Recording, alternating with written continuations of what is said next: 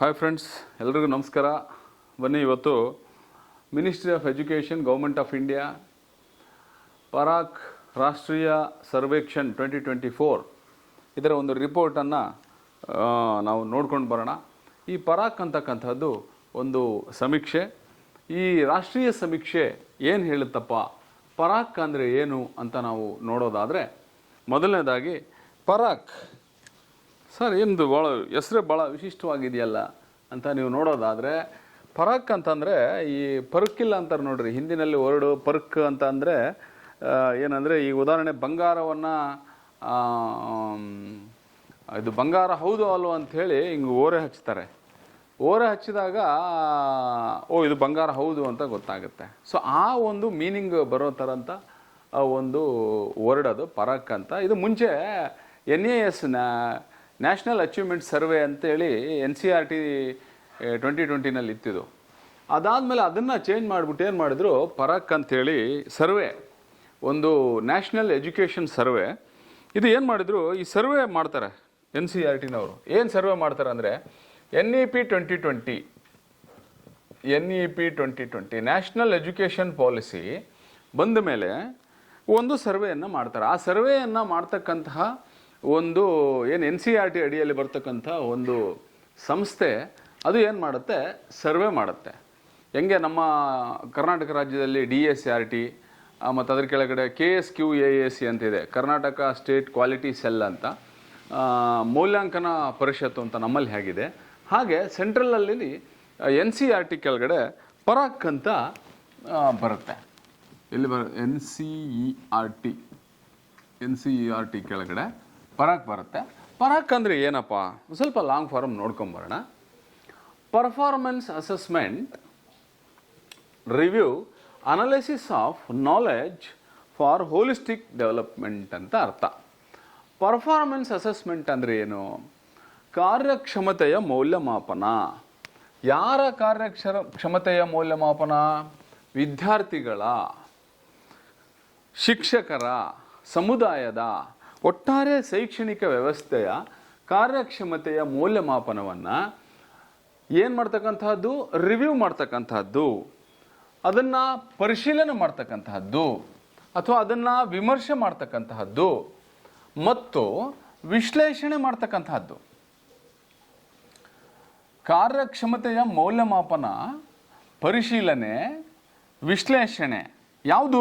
ಮಕ್ಕಳು ಈ holistic development, ಸಮಗ್ರ ಅಭಿವೃದ್ಧಿ, ಮಕ್ಕಳು ಇದನ್ನು, ಈ ಜ್ಞಾನವನ್ನು ಪಡ್ಕೊಂಡ್ರಾ ಇಲ್ವಾ?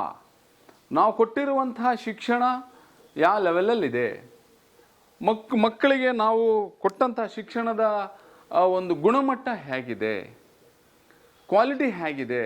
ಅದು ಸರ್ಕಾರಿ ಶಾಲೆ ಇರ್ಬೋದು, ಖಾಸಗಿ ಶಾಲೆ ಇರ್ಬೋದು, ಅಥವಾ ಸೆಂಟ್ರಲ್ ಗೌರ್ಮೆಂಟ್ ಸ್ಕೂಲ್ ಇರ್ಬೋದು, ಎನಿ ಸ್ಕೂಲ್ಸ್, ಯಾವುದೇ ಒಂದು ಸ್ಕೂಲ್ ಇರ್ಬೋದು. ಸಮಗ್ರ ಅಭಿವೃದ್ಧಿ, ಹೋಲಿಸ್ಟಿಕ್ ಡೆವಲಪ್ಮೆಂಟ್. ಸೊ ಯಾರ್ಯಾರ್ದು? ಮಕ್ಕಳದು. ಏನು ಹೋಲಿಸ್ಟಿಕ್ ಡೆವಲಪ್ಮೆಂಟ್ ಅಂದರೆ ಏನು? ಮಗುವಿನ ದೈಹಿಕ, ಮಾನಸಿಕ ಮತ್ತು ಸಾಮಾಜಿಕ, ಭಾವನಾತ್ಮಕ, ಮಗುವಿನ ಮೋಸ್ಟ್ ಇಂಪಾರ್ಟೆಂಟ್ ಹೋಲಿಸ್ಟಿಕ್ ಡೆವಲಪ್ಮೆಂಟ್ ಅಂತ ಬಂದರೆ, ಮಗುವಿನ ದೈಹಿಕ, ಮಾನಸಿಕ, ಸಾಮಾಜಿಕ, ಭಾವನಾತ್ಮಕ, ಆಧ್ಯಾತ್ಮಿಕ ಬೆಳವಣಿಗೆ ಎಷ್ಟರ ಮಟ್ಟಿಗೆ ಆಯಿತು ಅಂತಕ್ಕಂಥದ್ದು ಪರಿಶೀಲನೆ ಮಾಡ್ತಕ್ಕಂಥದ್ದು. ಇದು ಒಂದು ಪರಾಕ್ ಅಸೆಸ್ಮೆಂಟನ್ನು ಮಾಡಿ ಒಂದು ರಿಪೋರ್ಟನ್ನು ಕೊಟ್ಟಿದೆ.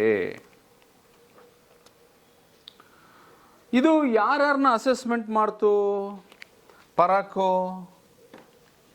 ಎಷ್ಟು ಜನನ ಅಸೆಸ್ಮೆಂಟ್ ಮಾಡ್ತು?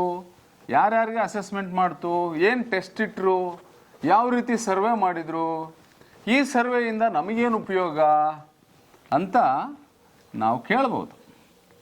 ಯಾಕೆಂದರೆ ನಾವು ವಿದ್ಯಾರ್ಥಿಗಳಿಗೆ ಪಾಠ ಮಾಡಿದ ಮೇಲೆ ಆ ಪಾಠವನ್ನು ನಾವು ಕಲಿಸಿದ್ವೋ ಇಲ್ವೋ, ಏನಾಯಿತು, ಹುಡುಗ ಹೆಂಗೆ ಕಲಿತ ಅಂತ ಹೇಳಿ ನಾವೇನು ಮಾಡ್ತೀವಿ?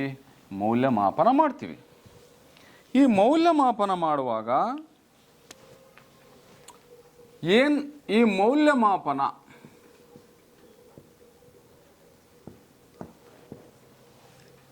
ಏನಿದ್ರ ಉದ್ದೇಶಗಳೇನು? ಯಾವುದೇ ಒಂದು ಕೆಲಸವನ್ನು ಮೌಲ್ಯಮಾಪನ ಮಾಡೋದ್ರ ಉದ್ದೇಶ ಏನು? ಯಾರಿಗೆ ಮಾಡ್ತೀವಿ ನಾವು ಮೌಲ್ಯಮಾಪನ? Most important. ಇಲ್ಲಿ ಸರ್ವೆ ಮಾಡಿದರು. ಈ ಸರ್ವೆನಲ್ಲಿ ಯಾವ್ಯಾವ ಅಂಶಗಳನ್ನು ತಗೊಂಡ್ರು, ಯಾರಿಗೆ ಮೌಲ್ಯಮಾಪನ ಮಾಡಿದರು? ಯಾವುದ್ರ ಸರ್ವೆ ಮಾಡಿರೋದಿಲ್ಲಿ? ಶಿಕ್ಷಣ ಕ್ಷೇತ್ರದಲ್ಲಿ ಸರ್ವೆ ಮಾಡಿದರು. ಶಿಕ್ಷಣ ಕ್ಷೇತ್ರದಲ್ಲಿ ಸರ್ವೆ ಮಾಡಿದರು. ಎಲ್ಲಿ, ಯಾವ ಪ್ರದೇಶದಲ್ಲಿ ಮಾಡಿದರು? ಯಾವ ಸ್ಥಳದಲ್ಲಿ ಮಾಡಿದರು? ಇಡೀ ದೇಶವನ್ನು ತಗೊಂಡ್ರು. Complete all over India survey ಮಾಡಿದ್ದು. ಎಲ್ಲ ರಾಜ್ಯಗಳು ಎಷ್ಟು ರಾಜ್ಯಗಳನ್ನು ತಗೊಂಡ್ರು, ಎಷ್ಟು ಜಿಲ್ಲೆಗಳನ್ನು ತಗೊಂಡ್ರು, ಎಷ್ಟು ಮಕ್ಕಳನ್ನು ತಗೊಂಡ್ರು? ದ ಮೋಸ್ಟ್ ಇಂಪಾರ್ಟೆಂಟ್ ಫ್ಯಾಕ್ಟರ್, ಇವರು ಸರ್ವೆಯನ್ನು ಮಾಡುವಾಗ ಏನೇನನ್ನು ತಗೊಂಡ್ರು? 36 ರಾಜ್ಯಗಳನ್ನು ತಗೊಂಡ್ರು. ಎಷ್ಟು ರಾಜ್ಯಗಳನ್ನು ತಗೊಂಡ್ರಪ್ಪ ಇವರು ಸರ್ವೆ ಮಾಡೋಕ್ಕೆ? 36 ರಾಜ್ಯಗಳನ್ನು ತಗೊಂಡ್ರು. ಎಷ್ಟು ಜಿಲ್ಲೆಗಳನ್ನು ತಗೊಂಡ್ರು? ಭಾರತ ದೇಶದಲ್ಲಿ 782 ಜಿಲ್ಲೆನ ತಗೊಂಡ್ರು. ಇದ್ರಾಗ ಮತ್ತೇನು ಮಾಡಿದರು? ಜಿಲ್ಲೆನಲ್ಲಿ ಲೊಕೇಶನ್ನು ಅರ್ಬನ್ ತಗೊಂಡ್ರು ಮತ್ತು ರೂರಲ್ ತಗೊಂಡ್ರು. ಎರಡೂ ಕಡೆನೂ ತಗೊಂಡ್ರು. ರೂರಲ್ಲು ಮತ್ತು ಅರ್ಬನ್ ಎರಡೂ ತಗೊಂಡ್ರು. ಎಷ್ಟು ಸ್ಕೂಲ್ಸ್ಗಳನ್ನು ಅಸೆಸ್ ಮಾಡಿದರು? ಎಷ್ಟು ಶಾಲೆಗಳನ್ನು ಅಸೆಸ್ ಮಾಡಿದರು ಇವರು? 87,619 ಶಾಲೆಗಳನ್ನು ಅಸೆಸ್ ಮಾಡಿದರು. ಎಷ್ಟು ಸ್ಟೂಡೆಂಟ್ಸ್ನ ಅಸೆಸ್ ಮಾಡಿದರು? 22,94,377 ವಿದ್ಯಾರ್ಥಿಗಳನ್ನು ಇವರು ಅಸೆಸ್ ಮಾಡಿದರು. ಇಷ್ಟು ಜನ ವಿದ್ಯಾರ್ಥಿಗಳನ್ನು ಅಸೆಸ್ ಮಾಡಿದರು. ಯಾವ್ಯಾವ ತರಗತಿಗೆ ಅಸೆಸ್ ಮಾಡಿದರು? ಎಷ್ಟನೇ ಕ್ಲಾಸ್ ಮಕ್ಕಳನ್ನು ತಗೊಂಡ್ರು? ದ ಮೋಸ್ಟ್ ಇಂಪಾರ್ಟೆಂಟ್ ಫ್ಯಾಕ್ಟರ್, ಎಷ್ಟನೇ ತರಗತಿ ಮಕ್ಕಳನ್ನು ತಗೊಂಡ್ರು ಇವರು? 3ನೇ ತರಗತಿ, 6ನೇ ತರಗತಿ, 9ನೇ ತರಗತಿ ಮಕ್ಕಳು. ಈ 3 ತರಗತಿಯ ಮಕ್ಕಳನ್ನು ಇವರು ಅಸೆಸ್ಮೆಂಟ್ಗೆ ಒಳಪಡಿಸಿದರು. ರಾಷ್ಟ್ರೀಯ ಸರ್ವೇಕ್ಷಣ್ 2024 2024ರಲ್ಲಿ 2024ರಲ್ಲಿ ಇವರು ಸರ್ವೆ ಮಾಡಿದರು. ಯಾಕೆ ಮಾಡಿದರು ಸರ್ವೆ?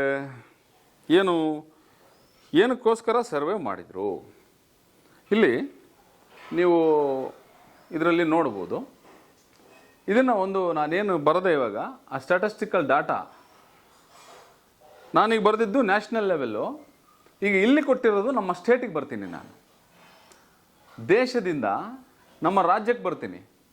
ದೇಶದಲ್ಲಿ ಒಟ್ಟು 36 ರಾಜ್ಯಗಳನ್ನು ತಗೊಂಡ್ರು. ಆ 36 ರಾಜ್ಯಗಳಲ್ಲಿ ನಮ್ಮ ಕರ್ನಾಟಕ ರಾಜ್ಯದಲ್ಲಿ ಯಾವ್ಯಾವ ವಿಚಾರಗಳನ್ನು ಅವ್ರು ತಗೊಂಡ್ರು ಅಂತ ನಾನು ನೋಡೋದಾದರೆ, ಇಲ್ಲಿ 31 ಜಿಲ್ಲೆ ತಗೊಂಡ್ರು. ನಮ್ಮ ಕರ್ನಾಟಕ ರಾಜ್ಯದಲ್ಲಿ 13,261 ಜನ ಶಿಕ್ಷಕರನ್ನು ತಗೊಂಡ್ರು. ಅದಾದಮೇಲೆ ಸ್ಕೂಲ್ಸಲ್ಲಿ ಯಾವ್ಯಾವ ಕ್ಲಾಸ್ ತಗೊಂಡ್ರು? 3ನೇ ತರಗತಿ, 6ನೇ ತರಗತಿ, 9ನೇ ತರಗತಿ ತಗೊಂಡ್ರು. ಸ್ಟೂಡೆಂಟ್ಸು ಅಲ್ಲಿ ಕೂಡ 3ನೇ ತರಗತಿ, 6ನೇ ತರಗತಿ, 9ನೇ ತರಗತಿ ತಗೊಂಡ್ರು. ಗ್ರೇಡ್ 3ನಲ್ಲಿ 1,359 ಸ್ಕೂಲ್ ತಗೊಂಡ್ರು.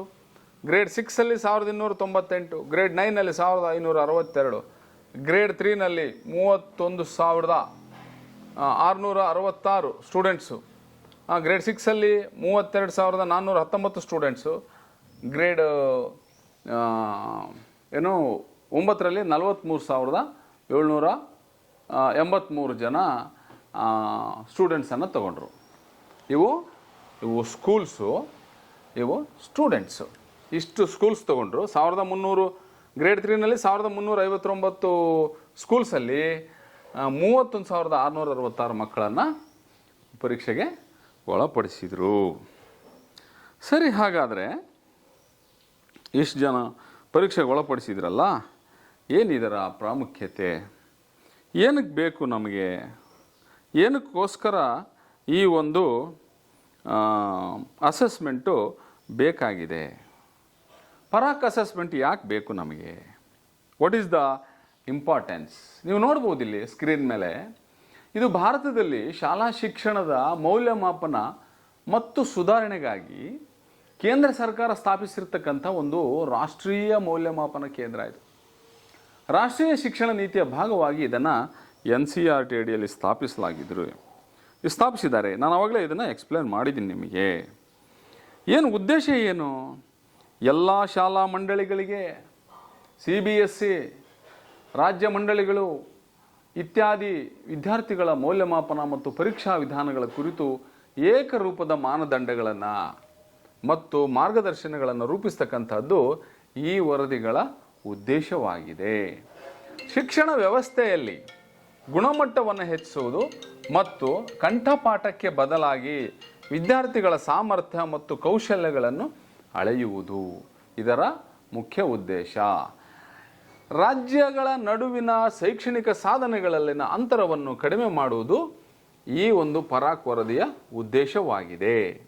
ಕಾಲೇಜು ಪ್ರವೇಶದ ಸಂದರ್ಭದಲ್ಲಿ ವಿವಿಧ ಮಂಡಳಿಗಳ ವಿದ್ಯಾರ್ಥಿಗಳಿಗೆ ಸಮಾನ ಅವಕಾಶಗಳನ್ನು ಒದಗಿಸ್ತಕ್ಕಂಥದ್ದು ಕೂಡ ಈ ಒಂದು ಪರಾಕ್ ವರದಿಯ ಉದ್ದೇಶವಾಗಿದೆ.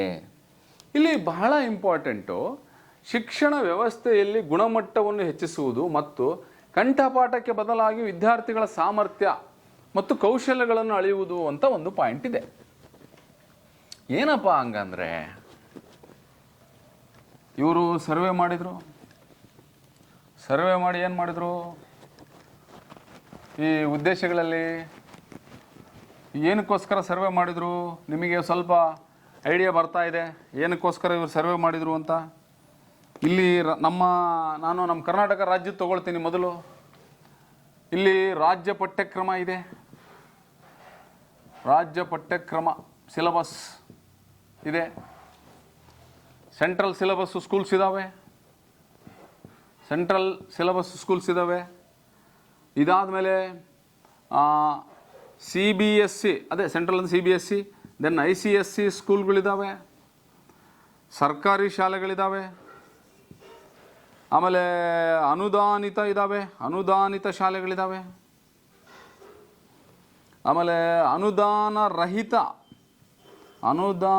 ರಹಿತ ಶಾಲೆಗಳಿದ್ದಾವೆ.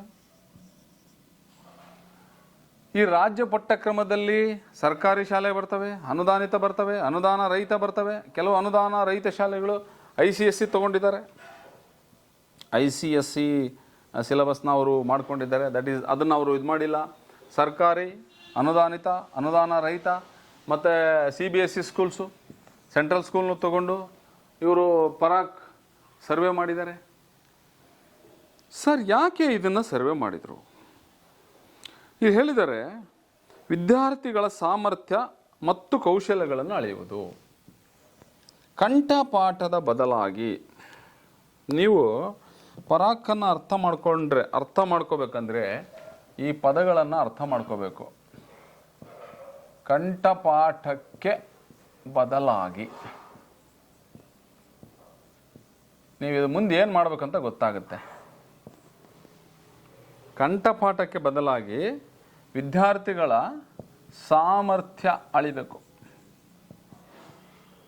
ವಿದ್ಯಾರ್ಥಿಗಳ ಸಾಮರ್ಥ್ಯ ಮತ್ತು ಕೌಶಲಗಳನ್ನು ಅಳೆಯುವುದು.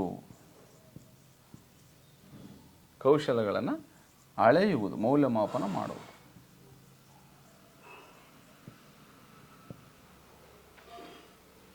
ಇದನ್ನು ಯಾಕೆ ನಾನು ಭಾಳ ಪರ್ಟಿಕ್ಯುಲರ್ ಆಗಿ ಇಲ್ಲಿ ಕೋಟ್ ಮಾಡ್ತಿದ್ದೀನಿ ಅಥವಾ ನೋಟ್ ಮಾಡ್ತಿದ್ದೀನಿ ಅಂತಂದರೆ, ನಾವು ಪಾಠ ಮಾಡ್ತೀವಿ, ಮೌಲ್ಯಮಾಪನ ಮಾಡುವಾಗ ಏನು ಮಾಡ್ತೀವಿ?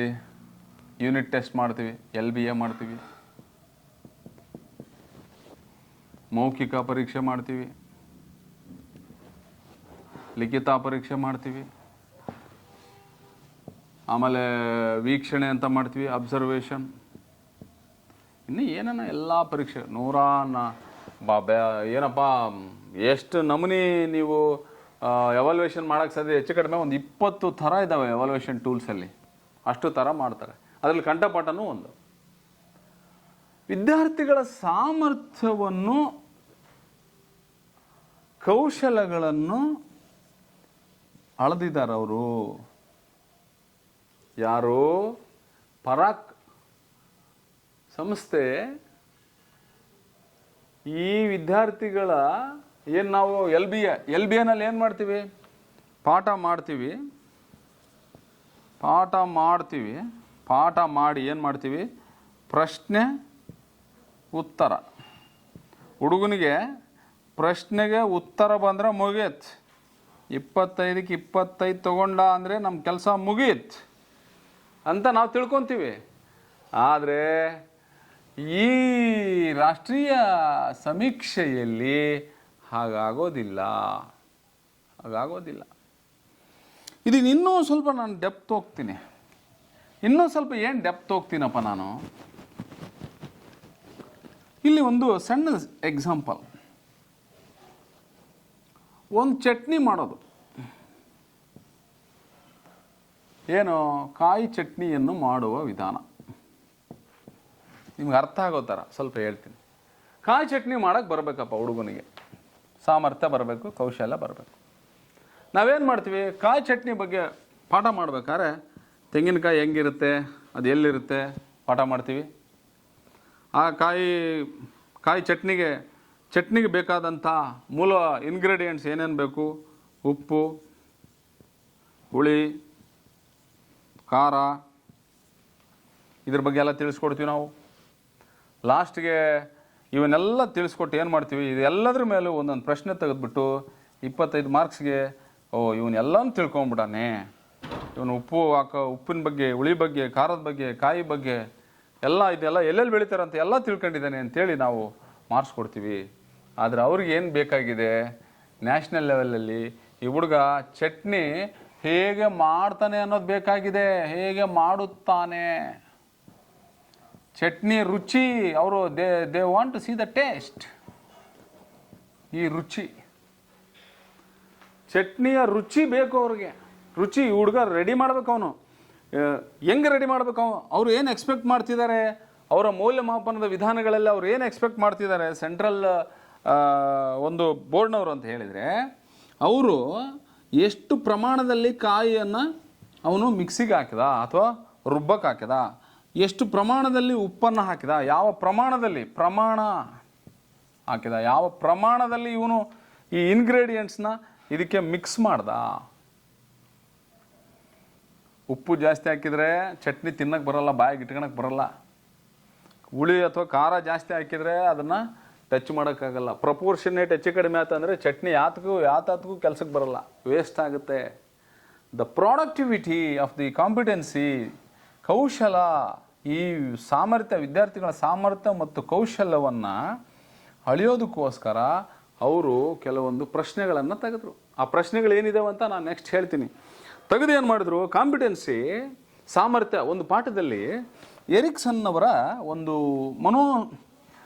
ಸೈದ್ಧಾಂತಿಕ ಒಂದು ಕಾನ್ಸೆಪ್ಟಲ್ಲಿ, ಎರಿಕ್ಸನ್ ಅಂತಕ್ಕಂಥವ್ರು ಅವರು ಮನೋವಿಜ್ಞಾನಿ. ಅವರು ಅವನ ಒಂದು ಮಾನಸಿಕ ಸಾಮರ್ಥ್ಯ ಹೇಗಿದೆ, ಅವನು ಹೇಗೆ ವಿದ್ಯಾರ್ಥಿ ಆದವನು ನಿರ್ಧಾರಗಳನ್ನು ತೆಗೆದುಕೊಳ್ತಾನೆ, ಹೇಗೆ ಸಿಚುವೇಶನನ್ನು ಅನಾಲಿಸಿಸ್ ಮಾಡ್ತಾನೆ ಅಂಥೇಳಿ ಅವರು ತುಂಬ ಚೆನ್ನಾಗಿ ಎಕ್ಸ್ಪ್ಲೇನ್ ಮಾಡ್ತಾರೆ. ನಾನು ಆ ಎಕ್ಸ್ಪ್ಲನೇಷನನ್ನು ಮಗುವಿನ ಮಾನಸಿಕ ಸಾಮರ್ಥ್ಯ ಹೇಗೆ ಅದು ಡಿಪೆಂಡ್ ಆಗುತ್ತೆ, ಯಾವ್ಯಾವ ಅಂಶಗಳಲ್ಲಿ ಅವನ ಮಾನಸಿಕ ಸಾಮರ್ಥ್ಯ ಡೆವಲಪ್ ಆಗುತ್ತೆ ಅನ್ನೋದನ್ನು ನಾನು ನೆಕ್ಸ್ಟ್ ಇದರಲ್ಲಿ ಹೇಳ್ತೀನಿ. ಯಾಕೆಂದರೆ ಕಂಟೆಂಟ್ ಭಾಳ ಇದೆ. ಸೊ ಇಲ್ಲೂ ಕೂಡ ಮಗುವಿನ ಮಾನಸಿಕ ಸಾಮರ್ಥ್ಯವನ್ನು ಅಳತೆ ಮಾಡೋದಕ್ಕೆ ಅವರು ಇಲ್ಲಿ ನಾನು ಬಂದೆ. ಇಲ್ಲಿ ವಿದ್ಯಾರ್ಥಿಗಳ ಸಾಮರ್ಥ್ಯ ಮತ್ತು ಕೌಶಲ್ಯಗಳನ್ನು ಅಳೆಯುವುದು ಅಂದರೆ, ವಿದ್ಯಾರ್ಥಿಗಳ ಸಾಮರ್ಥ್ಯ ಅಂದರೆ ಎಲ್ಲ ಥರದ ಸಾಮರ್ಥ್ಯಗಳು. ಅವನ ಬೌದ್ಧಿಕ ಸಾಮರ್ಥ್ಯ, ಅವನ ಮಾನಸಿಕ ಸಾಮರ್ಥ್ಯ, ಅವನ ಒಂದು ಇಂಟೆಲೆಕ್ಚುಯಲ್ ಅಂತ ಏನು ಕರಿತೀವಿ ಅವುಗಳನ್ನು ಅಳಿತಕ್ಕಂಥದ್ದು. ಸೊ ಹೀಗೆ ಅವರು ಅನೇಕ ಸಂಗತಿಗಳಲ್ಲಿ ವರದಿಯನ್ನು ಅವರು ಸಿದ್ಧಪಡಿಸಿ ನಮಗೆ ಕೊಟ್ಟಿದ್ದಾರೆ. ಈ ವರದಿಯಲ್ಲಿ ಬಹಳ ಮುಖ್ಯವಾಗಿ ಏನೇನು ಅಂಶಗಳು ಬಂದಿದ್ದಾವಪ್ಪ? ರಾಷ್ಟ್ರೀಯ ಸಮೀಕ್ಷೆಯಲ್ಲಿ ಯಾರ್ಯಾರಿಗೆ ಮಾಡಿದ್ದಾರೆ? ನಾನು ಆಗಲೇ ಹೇಳಿದ್ದೀನಿ, 3, 6 ಮತ್ತು 9ನೇ ತರಗತಿ ಮಾಡಿದ್ದಾರೆ. ಯಾವ ವಿಷಯಗಳಿಗೆ ಮಾಡಿದ್ದಾರೆ ಅಂತ ನಾವು ನೋಡೋದಾದರೆ, ಮೊದಲನೇದಾಗಿ ಅವರು ಭಾಷೆ ತಗೊಂಡಿದ್ದಾರೆ, ಆಮೇಲೆ ಗಣಿತ ವಿಷಯ ತಗೊಂಡಿದ್ದಾರೆ, ಆಮೇಲೆ ವಿಜ್ಞಾನ ತಗೊಂಡಿದ್ದಾರೆ, ಆಮೇಲೆ ಸಮಾಜ ವಿಜ್ಞಾನ ತಗೊಂಡಿದ್ದಾರೆ. 3ನೇ ತರಗತಿಗೆ ಅವರು ಭಾಷೆ ಮತ್ತು ಗಣಿತ ತಗೊಂಡಿದ್ದಾರೆ. 6ನೇ ತರಗತಿಗೆ ಭಾಷೆ, ಗಣಿತ, ವಿಜ್ಞಾನ ತಗೊಂಡಿದ್ದಾರೆ. 9ನೇ ತರಗತಿಗೆ ಈ 4 ಅಂಶಗಳನ್ನು ಅವರು ತಗೊಂಡಿದ್ದಾರೆ. ಈ 4 ವಿಷಯಗಳಲ್ಲಿ ಅವರು ಸರ್ವೆಯನ್ನು ಮಾಡಿದರು. ಸರ್ವೆ ಮಾಡಿದ ಮೇಲೆ ಏನಪ್ಪ ರಿಪೋರ್ಟ್ ಬಂತು? ಹಾಗಾದರೆ ನಮ್ಮ ರಾಜ್ಯದಲ್ಲಿ ನಾವು ಎಲ್ಲಿದ್ದೀವಿ, ನಮ್ಮ ಸ್ಟೇಟಲ್ಲಿ ನಮ್ಮ ಪೊಸಿಷನ್ ಏನು ಅಂತ ನಾವು ನೋಡೋದಾದರೆ, ಇಲ್ಲಿ ಒಂದು ಸಣ್ಣದಾಗಿ ನಾನೊಂದು ಮ್ಯಾಪನ್ನು ತೋರಿಸ್ತಾ ಇದ್ದೀನಿ ನಿಮಗೆ. ಇಲ್ಲಿ ನೋಡಿ, ಆವಾಗಲೇ ಹೇಳಿದ್ದೀನಿ ನಾನು, 131 ಶಾಲೆಗಳು, 445 ಟೀಚರ್ಸು, 3448 ವಿದ್ಯಾರ್ಥಿಗಳು ನಮ್ಮ ರಾಜ್ಯದಲ್ಲಿ ಇಷ್ಟು ಜನ ತಗೊಂಡ್ರು. ಫೌಂಡೇಶನ್ ಸ್ಟೇಜಲ್ಲಿ average performance in language, foundation stage ಅಂದರೆ 3ನೇ ತರಗತಿ. ನೀವು ಗ್ರಾಫ್ ನೋಡ್ಬೋದು. 3ನೇ ತರಗತಿಯಲ್ಲಿ ನಮ್ಮ ವಿದ್ಯಾರ್ಥಿಗಳ ಸಾಧನೆ ಇಲ್ಲಿ ನೋಡಿ, ನ್ಯಾಷನಲ್ ಲೆವೆಲ್ 64% ಅಚೀವ್ಮೆಂಟ್ ಆಗಿದೆ. ನಮ್ಮ ಸ್ಟೇಟು 60% ಅಚೀವ್ಮೆಂಟ್ ಇದೆ. ದಾವಣಗೆರೆ 66%. ನಾವು ನ್ಯಾಷನಲ್ ಲೆವೆಲ್ಗಿಂತ 2% ಜಾಸ್ತಿ ಇದ್ದೀವಿ, ಸ್ಟೇಟ್ ಲೆವೆಲ್ಗಿಂತ 6% ಜಾಸ್ತಿ ಇದ್ದೀವಿ. ಯಾವುದರಲ್ಲಿ? 3ನೇ ತರಗತಿ ಭಾಷೆ ವಿಷಯದಲ್ಲಿ, ಕನ್ನಡದಲ್ಲಿ ನಾವು ಚೆನ್ನಾಗಿ ಪರ್ಫಾರ್ಮ್ ಮಾಡಿದ್ದೀವಿ. ಮುಂದೆ ಇದೆ, ಬರ್ತೀನಿ ಇನ್ನು. ಬೈ ಜೆಂಡರ್ ತೊಗೊಂಡ್ರೆ ಗರ್ಲ್ಸು 67%, ಬಾಯ್ಸು 65%. ಅಂದರೆ ಗರ್ಲ್ಸ್, ಹೆಣ್ಮಕ್ಳು ಚೆನ್ನಾಗಿ ಪರ್ಫಾರ್ಮ್ ಮಾಡಿದ್ದಾರೆ. ಬೈ ಲೊಕೇಶನ್ ಅಂತ ತೊಗೊಂಡ್ರೆ ಗ್ರಾಮೀಣ ಭಾಗದ ವಿದ್ಯಾರ್ಥಿಗಳು 71% ಪರ್ಫಾರ್ಮ್ ಮಾಡಿದ್ದಾರೆ, ಅರ್ಬನ್ ಅವರು 58%. ಬೈ ಮ್ಯಾನೇಜ್ಮೆಂಟ್ ಅಂತ ಬಂದಾಗ ನೋಡಿ, ನಮ್ಮಲ್ಲಿ ಎಲ್ಲ ಶಾಲೆಗಳನ್ನು ತೊಗೊಂಡಿದ್ದಾರೆ ಅವರು. ಏನು? ಸ್ಟೇಟ್ ಗೌರ್ಮೆಂಟ್ ಶಾಲೆಗಳು, ಏಡೆಡ್ ಶಾಲೆಗಳು, ಪ್ರೈವೇಟ್ ಸ್ಕೂಲ್ಸು, ಆಮೇಲೆ CBSE ಸ್ಕೂಲ್ಸು. ಸ್ಟೇಟ್ ಗೌರ್ಮೆಂಟ್ ಸ್ಕೂಲಲ್ಲಿ ನೋಡಿ 68% ಪರ್ಫಾರ್ಮೆನ್ಸು, ಏಡೆಡ್ಡು 66%, ಪ್ರೈವೇಟು 63%. ಇಲ್ಲಿ ಸ್ವಲ್ಪ ಪ್ರೈವೇಟು ಮತ್ತು ಸೆಂಟ್ರಲ್ ಗೌರ್ಮೆಂಟು 55% ಪರ್ಫಾರ್ಮೆನ್ಸ್ ಬಂದಿದೆ. ಯಾಕೆ ಇದು ಆಗಿದೆ ಅಂದರೆ, ನಮ್ಮ ಮಾತೃಭಾಷೆ, ಪ್ರಾಥಮಿಕ ಶಿಕ್ಷಣದಲ್ಲಿ ನಾವು ಮಾತೃಭಾಷೆಯಲ್ಲಿ ಕಲಿತಂತಹ ಮಕ್ಕಳು ಬಹಳ ಚೆನ್ನಾಗಿ ಪರ್ಫಾರ್ಮ್ ಮಾಡಿದ್ದಾರೆ ಅನ್ನೋಂಥದ್ದು. ಯಾಕಂದರೆ ಪ್ರೈವೇಟ್ನಲ್ಲಿ ಇಂಗ್ಲೀಷ್ ಮೀಡಿಯಮ್ ಮತ್ತು ಸೆಂಟ್ರಲಲ್ಲಿ ಇಂಗ್ಲೀಷ್ ಮೀಡಿಯಮ್ ಹೋಗೋದ್ರಿಂದ ವಿದ್ಯಾರ್ಥಿಗಳ ಪರ್ಫಾರ್ಮೆನ್ಸಲ್ಲಿ ಕಡಿಮೆ ಆಗಿದೆ. And then by social group ಅಂತ ಬಂದಾಗ ಇಲ್ಲಿ ನೋಡಿ, SC ಮಕ್ಕಳು 71%, ST ಮಕ್ಕಳು 67% ಪರ್ಫಾರ್ಮ್ ಮಾಡಿದ್ದಾರೆ, OBC ಮಕ್ಕಳು 63%, ಅದರ್ಸ್ ಮಕ್ಕಳು 77% ಪರ್ಫಾರ್ಮ್ ಮಾಡಿರೋದನ್ನು ನಾವು ಈ ಚಾರ್ಟಲ್ಲಿ ನೋಡಬಹುದು. ಯಾವುದು ಇದು? 3ನೇ ತರಗತಿ ಲ್ಯಾಂಗ್ವೇಜು. ಅದೇ ಥರ ಮ್ಯಾಥಮೆಟಿಕ್ಸ್ ಬನ್ನಿ. ಮ್ಯಾಥ್ಸ್ ಏನಿದೆ ಹುಡುಗರದ ಪರಿಸ್ಥಿತಿ ನೋಡಿ. ಮ್ಯಾಥಮೆಟಿಕ್ಸು ನ್ಯಾಷನಲ್ 60 ಇದೆ, ಸ್ಟೇಟ್ 57 ಇದೆ. ನಮ್ಮ ದಾವಣಗೆರೆ 63%. ಇಲ್ಲಿ ಕೂಡ ನಾವು ಸ್ಟೇಟ್ಗೂ ಮತ್ತು ಇದಕ್ಕಿಂತನೂ ಜಾಸ್ತಿ ಪರ್ಫಾರ್ಮ್ ಮಾಡಿದ್ದೀವಿ. ಹಾಗಾದರೆ ಬೈ ಲೊಕೇಶನ್, ಬೈ ಜೆಂಡರ್ ಅಂತ ಬಂದಾಗ girls 64, boys 61%. By location rural ಹುಡುಗರು ಚೆನ್ನಾಗಿ ಒಳ್ಳೆ ಪರ್ಫಾರ್ಮ್ ಮಾಡಿದ್ದಾರೆ. ಅರ್ಬನ್ ಹುಡುಗರು ಅವ್ರ ಪರ್ಸೆಂಟೇಜ್ ನೋಡಿ ಕಡಿಮೆ ಇದೆ ಮ್ಯಾಥಮೆಟಿಕ್ಸು ಅರ್ಬನ್ ಹುಡುಗರದು. ಆ್ಯಕ್ಚುಲಿ ಯಾಕೆ ಹಿಂಗಾಗಿದೆ ನಾನು ಆಮೇಲೆ ಹೇಳ್ತೀನಿ ನಿಮಗೆ. ಬೈ ಮ್ಯಾನೇಜ್ಮೆಂಟ್ ಅಂತ ತೊಗೊಂಡಾಗೂ ಕೂಡ government 67, aided 62, private unaided 59, central 48%. Social group same SC, ST, OBC, ಅದರ್ಸ್ನಲ್ಲಿ ಬಂದಾಗ 68, 69, 60, 71. ಇದು ಎಷ್ಟನೇ ತರಗತಿ? ಇದು 3ನೇ ತರಗತಿ ಪರ್ಫಾರ್ಮೆನ್ಸು. ಅದೇ ರೀತಿ ಪ್ರಿಪ್ರೇಟರಿ ಸ್ಟೇಜ್ ಆವ್ರೇಜ್. ಇನ್ನು 6ನೇ ತರಗತಿ ಪರ್ಫಾರ್ಮೆನ್ಸ್ ಬಂದರೆ ಪಟ ಹೇಳ್ಕೊಂಡು ಹೋಗ್ತೀನಿ, ಟೈಮ್ ಇಲ್ಲ. ಇಲ್ಲಿ ನೋಡಿ 57 ಬಂತು, ಅಲ್ಲಿ 60 ಇತ್ತು, ಇಲ್ಲಿ 57, 55, 56. ಇಲ್ಲಿ ಕಡಿಮೆ ಆದ್ವಿ ನಾವು ದಾವಣಗೆರೆ. ಎಲ್ಲಿಗಿಂತ ಕಡಿಮೆ ಆದ್ವಿ?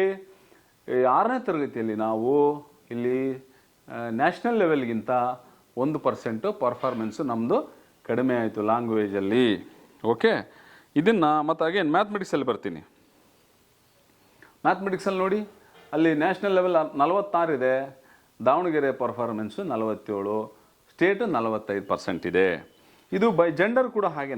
ಇಲ್ಲಿ ಬೈ ಜೆಂಡರಲ್ಲಿ ನೋಡಿ, ಬಾಯ್ಸು 1% ಜಾಸ್ತಿ ಇದ್ದಾರೆ ಇಲ್ಲಿ ಮ್ಯಾಥಮೆಟಿಕ್ಸಲ್ಲಿ, ಗರ್ಲ್ಸು 1% ಕಡಿಮೆ ಆಯಿತು.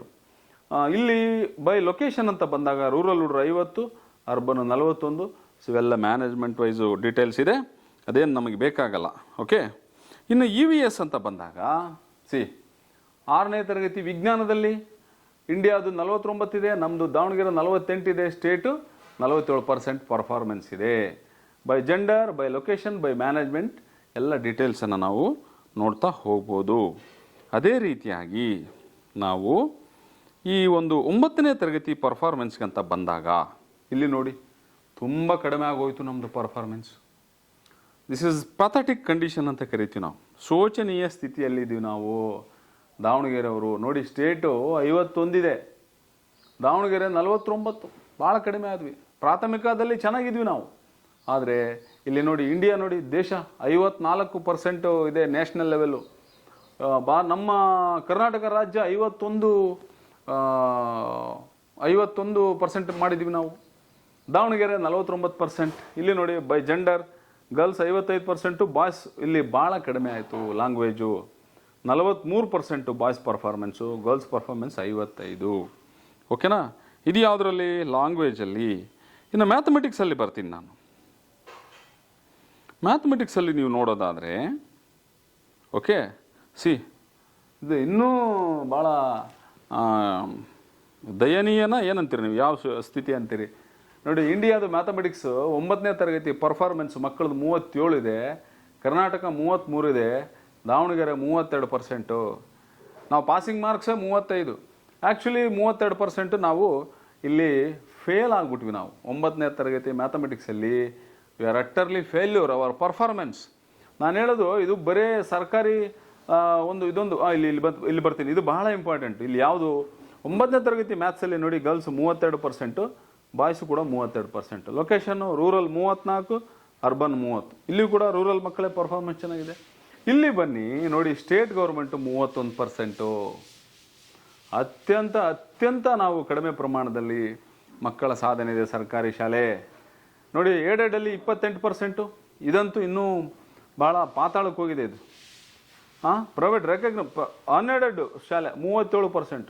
ಇವರು ನಮಗಿಂತ ಸರ್ಕಾರಿ ಶಾಲೆಗಳಿಗಿಂತ ಖಾಸಗಿ ಶಾಲೆಯವರು ಒಂದು 6%, 9ನೇ ತರಗತಿಯಲ್ಲಿ ಪರ್ಫಾರ್ಮ್ ಚೆನ್ನಾಗಿ ಮಾಡಿದ್ದಾರೆ. ಇಲ್ಲಿ ನೋಡಿ, ಸೆಂಟ್ರಲ್ ಗೌರ್ಮೆಂಟ್ ನೋಡಿ 47%. CBSE ಮ್ಯಾಥಮೆಟಿಕ್ಸಲ್ಲಿ CBSE ಶಾಲೆಗಳು ಒಂದು ಒಳ್ಳೆಯ ಪರ್ಫಾರ್ಮೆನ್ಸನ್ನು ಮಾಡಿರೋದನ್ನು ಇಲ್ಲಿ ನಾವು ನೋಡಬಹುದು. ಓಕೆ, ಸೊ ಹೀಗೆ ಇದನ್ನು ನಾನು ಯಾಕೆ ಹೇಳ್ತೀನಪ್ಪ, why I explain all these issues ಅಂತ ಬಂದಾಗ, ಓಕೆ, ಯಾಕೆ ಬೇಕು ಸರ್ ಇದು ತುಂಬ ಅತ್ಯಂತ ಅವಶ್ಯಕವಾಗಿ ಬೇಕಾಗಿರುವಂಥ ಒಂದು ವಿಚಾರವಾಗಿದೆ. ಇದನ್ನು ನಾನು ಏನು ಮಾಡ್ತೀನಿ, ಇನ್ನೊಂದು ಸ್ಲೈಡಲ್ಲಿ ನಿಮಗೆ ನಾನು ಪಾರ್ಟ್ 2ನಲ್ಲಿ ಹೆಚ್ಚಿನ ವಿವರಗಳನ್ನು ನಾನು ಎಕ್ಸ್ಪ್ಲೇನ್ ಮಾಡ್ತೀನಿ. 9ನೇ ತರಗತಿ ಗಣಿತ, ವಿಜ್ಞಾನ ಮತ್ತು ಸಮಾಜದಲ್ಲಿ ಪರ್ಫಾರ್ಮೆನ್ಸ್ ಹೇಗಿದೆ, ಮತ್ತು ಅದಕ್ಕೆ ನಾವೇನು ಮಾಡಬೇಕು, ಖಾಸಗಿ ಶಾಲೆಯವರು, ಸರ್ಕಾರಿ ಶಾಲೆಯವರು ಏನು ಮಾಡಬೇಕು, ಶಿಕ್ಷಕರು ಏನು ಮಾಡಬೇಕು, ಪೇರೆಂಟ್ ಏನು ಮಾಡಬೇಕು, ಅದೆಲ್ಲದನ್ನು ನಾವು ಇನ್ನೊಂದು ಸ್ಲೈಡಲ್ಲಿ ನೋಡೋಣ. ಇಲ್ಲಿ ಇನ್ನೊಂದು ಏನು ಗೊತ್ತಾ, ಬಹಳ ಮುಖ್ಯವಾಗಿ, ಸರ್ ಇದು ಯಾರಿಗೆ ಬೇಕು, ಈ ಪರಾಕ್ ರಿಪೋರ್ಟ್ ಯಾರಿಗೆ ಬೇಕು ಸರ್ ಅಂತ ನೀವು ಕೇಳ್ಬೋದು ನನಗೆ. ಈ ಪರಾಕ್ ರಿಪೋರ್ಟು ಎಲ್ಲರಿಗಿಂತ ಮುಖ್ಯವಾಗಿ ಬೇಕಾಗಿರೋದು ಯಾರಿಗೆ ಅಂದರೆ ಪೋಷಕರಿಗೆ. ಇದು very very very very important ಬೇಕಾಗಿರೋದು. ಯಾಕಂದರೆ ಅವ್ರ ಮಕ್ಕಳು ಹೆಂಗೆ ಓದ್ತಾ ಇದ್ದಾರೆ, ನಮ್ಮ ರಾಜ್ಯದ ದೇಶದ ಪೋಷಕರೇನಿದಾರಲ್ಲ ಅವ್ರಿಗೆ ಈ ರಿಪೋರ್ಟು ಬೇಕಾಗಿದೆ. ಮೊದಲು ವೆರಿ ಫಸ್ಟ್ ಇಂಪಾರ್ಟೆಂಟ್. ಎರಡನೇದು ಯಾರಿಗೆ ಬೇಕು, ಶಿಕ್ಷಕರಿಗೆ ಬೇಕಿದು. ಶಿಕ್ಷಕರಿಗೆ ಯಾಕೆ ಬೇಕು ಅಂದರೆ, ಎಷ್ಟರ ಮಟ್ಟಿಗೆ ಮೇಷ್ಟ್ರು ನಾವು ಪಾಠ ಮಾಡಿದ್ವಿ, ಎಷ್ಟು ನಾವು ಸಕ್ಸಸ್ ಆದ್ವಿ, ನಾವು ಯಾವ ಲೆವೆಲಲ್ಲಿ ಪಾಠ ಮಾಡಿದ್ದೀವಿ ಹುಡುಗರಿಗೆ, ಯಾವ ಲೆವೆಲಲ್ಲಿ ನಾವು ಕಾಂಪಿಟೆನ್ಸಿ ಹೇಳ್ಕೊಟ್ಟಿದ್ದೀವಿ, ಯಾವ ಲೆವೆಲಲ್ಲಿ ನಾವು ಸ್ಕಿಲ್ಸನ್ನು ಹೇಳ್ಕೊಟ್ಟಿದ್ದೀವಿ ಅಂತ ಅನ್ನೋದಕ್ಕೆ ಈ ಒಂದು ಪರಾಕ್ ರಿಪೋರ್ಟು ಅತ್ಯಂತ ಅವಶ್ಯಕವಾಗಿ ಬೇಕು. ಮೂರನೇದು ಯಾರಿಗೆ ಬೇಕಪ್ಪ ಅಂದರೆ SDMC ಅವ್ರಿಗೆ ಬೇಕಿದು. ಯಾಕಂದರೆ ನನ್ನ ಶಾಲೆಯ ಮಕ್ಕಳು SDMCಯ ಕಮಿಟಿಯವರು ನನ್ನ ಶಾಲೆಯ ಮಕ್ಕಳು ಏನು ಪರ್ಫಾರ್ಮ್ ಮಾಡ್ತಾರೆ, ಏನು ಯಾವ ಕಾಂಪಿಟೆನ್ಸಿ ತಿಳ್ಕೊಂಡಿದ್ದಾರೆ ಅಂತ ಬೇಕು. ನಾಲ್ಕನೇದು ಸಮುದಾಯ, ಆ ಊರಿನವ್ರಿಗೆ, ಆ ಗ್ರಾಮದವ್ರಿಗೆ ಈ ರಿಪೋರ್ಟು ಬೇಕು. ಇದು ತುಂಬ ತುಂಬ ತುಂಬ ತುಂಬ ಇಂಪಾರ್ಟೆಂಟಾಗಿ ಈ ಏನು ಭಾಗಿದಾರರಿದ್ದಾರೆ, ಪೋಷಕರು, ಶಿಕ್ಷಕರು, SDMC ಮತ್ತು ಸಮುದಾಯ, ಇವರೆಲ್ಲರ ಮೇಲೆ ಇದು ರಿಪೋರ್ಟ್ ಯಾರಿಗೆ ಗೊತ್ತಾಗಬೇಕಪ್ಪ ಅಂದರೆ ತುಂಬ ತುಂಬ ಇಂಪಾರ್ಟೆಂಟಾಗಿ ವಿದ್ಯಾರ್ಥಿಗಳಿಗೆ ಗೊತ್ತಾಗಬೇಕಿದು. Very very very very very important. 5 star. ಯಾರಿಗೆ ಬೇಕಂದರೆ ವಿದ್ಯಾರ್ಥಿಗೆ ಬೇಕಿದು. ಇದು ಯಾಕಪ್ಪ ವಿದ್ಯಾರ್ಥಿಗೆ ಬೇಕು ಅಂದರೆ ಅವನು ನೆಕ್ಸ್ಟು ನೀಟ್ ಬರೀತಾನೆ, ಅವನು ನೆಕ್ಸ್ಟ್ JEE ಬರೀತಾನೆ, ಅವನು ಮತ್ತು ಆಮೇಲೆ PG CET ಬರೀತಾನೆ, PG ನೀಟ್ ಬರೀತಾನೆ, ಅವನು UPSC ಎಕ್ಸಾಮ್ ಬರೀತಾನೆ, ಅವನು ಕಾಂಪಿಟೇಟಿವ್ ಎಕ್ಸಾಮ್ ಬರೀತಾನೆ. ಅವನು ಎಲ್ಲ ಎಕ್ಸಾಮ್ ಬರೆಯೋಕ್ಕೂ ಕೂಡ ಅವನ ಪರ್ಫಾರ್ಮೆನ್ಸು ಸೆಂಟ್ರಲ್ನವ್ರು ಏನು ಪರ್ಫಾರ್ಮೆನ್ಸು ಅಳಿದಾರಲ್ಲ, ಆ ಪರ್ಫಾರ್ಮೆನ್ಸು ಯಾವ ಅಳಿತಾರೆ, ಅವು ಯಾವ್ಯಾವ ಟೂಲ್ಸ್ ಅನ್ನೋದನ್ನು ನಾನು 2ನೇ ಸ್ಲೈಡಲ್ಲಿ ಹೇಳ್ತೀನಿ ನಿಮಗೆ. ಯಾವ್ಯಾವ ಟೂಲ್ಸಲ್ಲಿ ವಿದ್ಯಾರ್ಥಿಯ ಪರ್ಫಾರ್ಮೆನ್ಸನ್ನು ಅವರು ಅಳೆದಿದ್ದಾರೆ ಅನ್ನೋದನ್ನು ನಾನು ನಿಮಗೆ 2nd ಸ್ಲೈಡಲ್ಲಿ ಇನ್ನೂ ಡೀಟೇಲಾಗಿ ಇದನ್ನು ಎಕ್ಸ್ಪ್ಲೈನ್ ಮಾಡ್ತೀನಿ. ಇದು ಒಂದು ಇದಕ್ಕೆ ಮುಗಿಯುವಂಥದ್ದಲ್ಲ. ಇದನ್ನ ಯಾಕಂದ್ರೆ ಕಡ್ಡಾಯ ತಿಳ್ಕೊಳ್ಳೇಬೇಕು. ಯಾಕಂದರೆ ನಾವು ಎಲ್ಲಿ ಹೋಗ್ತಿದ್ದೀವಿ, ಏನು ಮಾಡ್ತಿದ್ದೀವಿ ಅಂತ ನಾವು ಗೊತ್ತಾಗದೆ ಹೋದರೆ ಸುಮ್ಮನೆ ಗುಡ್ಡಕ್ಕೆ ಕಲ್ಲು ಓರೋದು ಆಗುತ್ತೆ. ಅದಕ್ಕೋಸ್ಕರ ನಾವು ಇದನ್ನು ಸ್ಪಷ್ಟವಾಗಿ ತಿಳ್ಕೊಂಡು ಇದನ್ನು ಮುಂದೆ ಹೋಗಬೇಕಾಗಿದೆ. ಸೊ ಉಳಿದಿದ್ದನ್ನು ನಾನು ನೆಕ್ಸ್ಟ್ ಸ್ಲೈಡಲ್ಲಿ ಎಕ್ಸ್ಪ್ಲೈನ್ ಮಾಡ್ತೀನಿ. Thank you.